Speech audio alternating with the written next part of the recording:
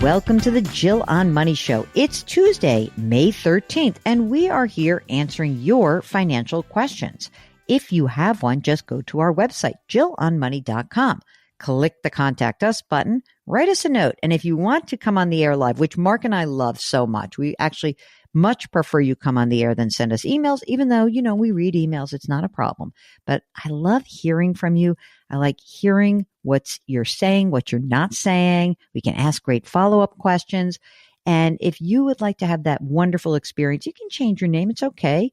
You just have to go and when you log on and you do jillonmoney.com and you hit the Contact Us button and you fill out your note, just check the box. Mark does everything else. While you're on the website, don't forget, we have a live subscription service. It happens to be called Jill on Money Live. For $45 for the next 12 months, you will have access to quarterly live webinars. Really cool guests, a lot of fun. In fact, our next live webinar is coming up just next month, a few weeks. Mike Quincy will be joining us. He is the car expert from the Consumer Reports, and he is fantastic. That will occur on Thursday, June 5th. 7 Eastern time. And it's so much fun. And we can ask Mike all these sorts of questions like what's going on with the car market? Should you trade your car in? Should you get a new one? Should you lease? Should you buy? Should you buy the car off the lease? So many problems in the auto market. So join us for that. Again, in addition to that webinar, you'll get 3 more. You'll get all of the back catalog of our webinars and bonus audio and video content only if you join us for Jill on Money Live. Okay. Now with the business done. Let's talk about your business. We are talking to Teresa, who joins us from Northern California. Hello, Teresa. How are you? What can we do for you? Hello and good morning. Thank you for taking my question. I appreciate it. Of course. So like I said in my email, I basically want some kind of reassurance on the financial plan that we put together, or that I've put together as far as retiring early. I would like to retire early. I'm sort of inspired by my dad, who was able to retire at 49 and a half. Wow. With a small pension, and he's been very frugal and all of that. But, in foresight, because he's in his 80s now and taking care of my mom who has dementia, it was great that he had that time to really have a nice retirement. Oh, yes. That's an interesting way to think about that.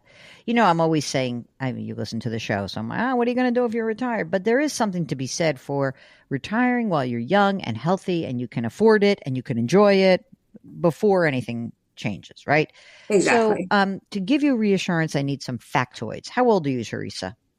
I am 58. Okay. And are we talking retirement like the end of this year or like in 2 days? Within the next 2 years. But if you wanted to do it, like if you could do it at the end of this year, you would like to. Yes? Sure. Yes. Okay. Let's say the end of this year. Yes. Let's say Just that. for fun. Okay. Are you married, single, partnered? I am married. How old is your spouse? He will be 60 this year. Will he be retiring with you? No, he operates his own business. He's very happy doing that. And he wants to retire or keep his business going as long as he can and or retire at 65. All right. Fantastic. All right. So let's run through some of the numbers to see if we can get you out of there by the end of the year. So, Teresa, do you have any pension benefit that you would be entitled to? No pensions. Okay. Let's then talk about the money you've saved. What do you got? Okay. For my husband, he has about $860,000 in IRAs. Mm-hmm. I have a little over $1 million in IRAs. We have in taxable accounts a little over $1 million. And then joint accounts that you guys own? Yes, joint accounts. Okay. I'm just doing 860, 1 million, 1 million. Keep going. Then we own our own home, which is valued about $1.4 million. Yowza. Is there a mortgage outstanding on it? No. This is Northern California. This is a big Yes. Will you be staying there? Until our kids are sort of settled. There, we have 2 20-year-olds. The younger one has graduated and is launched in her career, and she probably will leave the state at some point. So we will try to figure out where she goes within the next 10 years or so. Mm-hmm. And what about the other? You said you had 2 20-year-olds? Yes. So the older one is working his way through grad school. Oh, okay. Yeah. So do you support him? No. Oh, that's good. So they're Yeah, kind of launched in that. they're launched. They're Okay. launched. They're young, but they're launched. Okay. What about money in the bank? We just didn't go through that. You said brokerage. We stopped short of that. What about bank assets? Bank assets, I would say around 100K, give or take. And no other investments, no Roths, no nothing, just these two big fat IRAs, the brokerage account, the 100 grand in the bank account, and the house. Anything else? No Roths. We have some smaller, like college savings account. I think my husband has a TIA CREF annuity inherited. Just some smaller things. Yeah. How much is in that, the inherited TIAA? I really don't know, to be Okay. honest. All right. That's fine. You're allowed. Can you exist on your husband's income for the next 5 years from his own business? I think we could. It is kind of a seasonal business, so it does make him worry. How much do you spend? What do you think? All in, we spend about 15,000 a month. Oh, hello. You've got a nice spending. I like that. Good for you. Is it fair to say that if you were to retire at the end of this, how much do you earn right now, Teresa? I'm consulting, so about 150,000. And what's your husband's income? About. Be About, conservative. yeah, I would say about the same. And so you guys put money into your retirement accounts and then you put money in your brokerage account and like cash flow is great. But you think that's why that 15 grand a month is interesting to me. Okay. If your husband keeps doing this, let's just say he doesn't do 150 a year for the next 5 years. Let's say he does 100 just for the heck of it.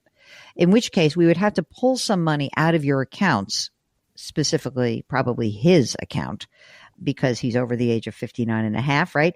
To supplement you. Now, are you cool with that? Like you're going to have to pull some money out. Is that okay? Does that feel okay to you?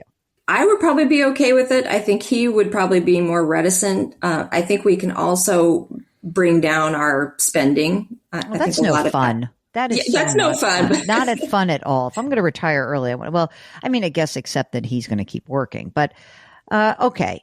Well, one way or the other, you would probably kind of figure it out. So what I would think about doing would be, you're 58 this year. Also, what do we do for health insurance? Because maybe we can't pull that money, that 15 grand, because don't you need health insurance? Yeah, we pay that. That includes our health insurance premium. Okay, good. I'm kind of happy to get this money out of your husband's account and like start to drain this account and pay the tax that's due and live on it. But I want to make sure you got enough money to live on once you get to claiming Social Security. So are you guys both in good health?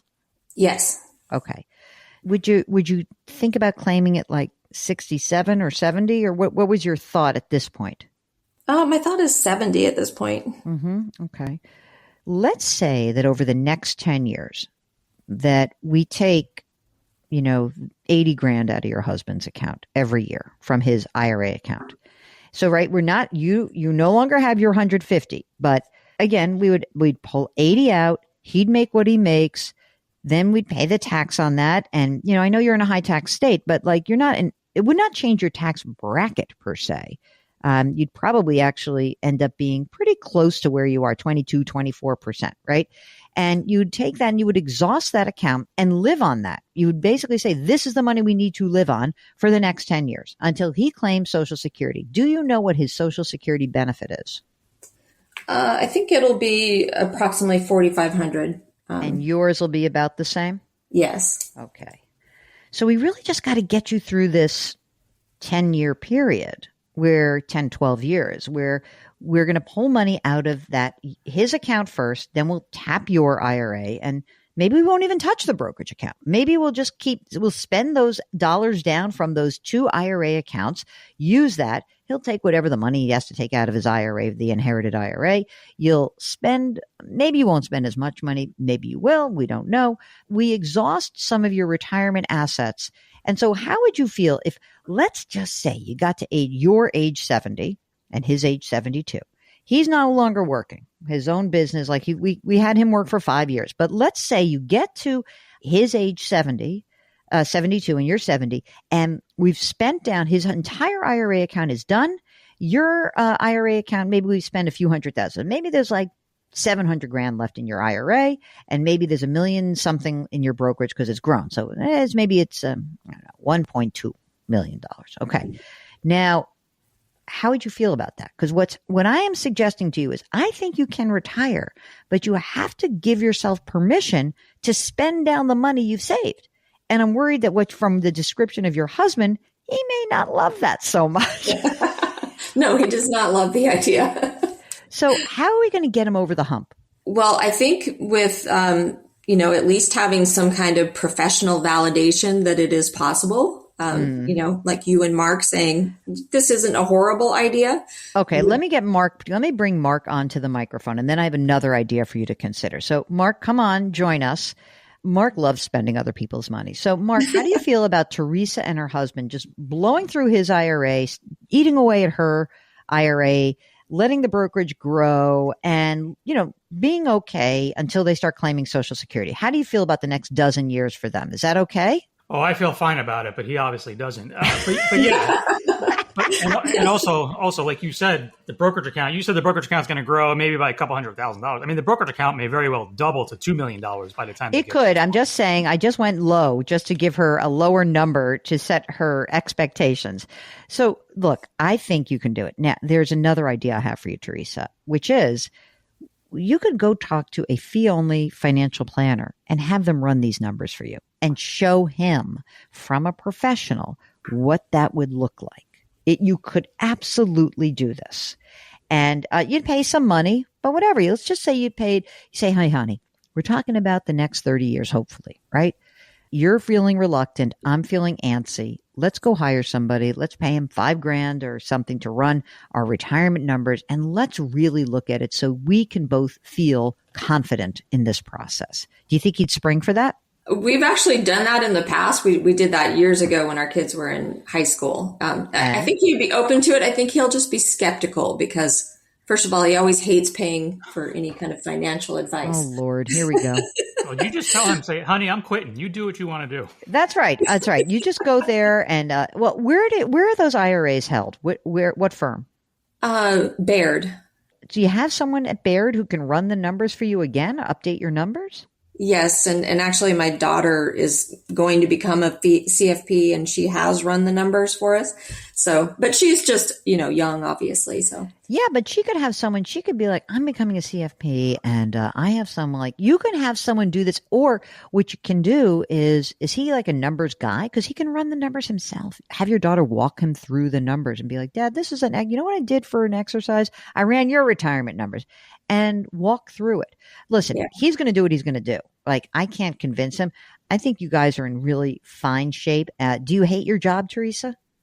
I kind of enjoy my job, but it's very intense a lot of times. Yeah. I mean, I think that like your particular experience of having a father who could retire early and enjoy his wife and his family is informing you.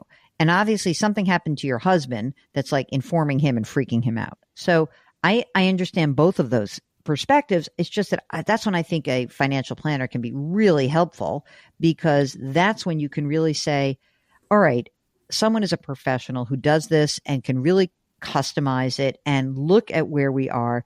And, listen, it's just like your husband's going to be the kind of guy who goes to a doctor and is like, "I don't believe that's my blood pressure." Like, that's what he's doing. I don't believe that. I'm stepping on the scale. Actually. You weigh 220 pounds. No, I don't.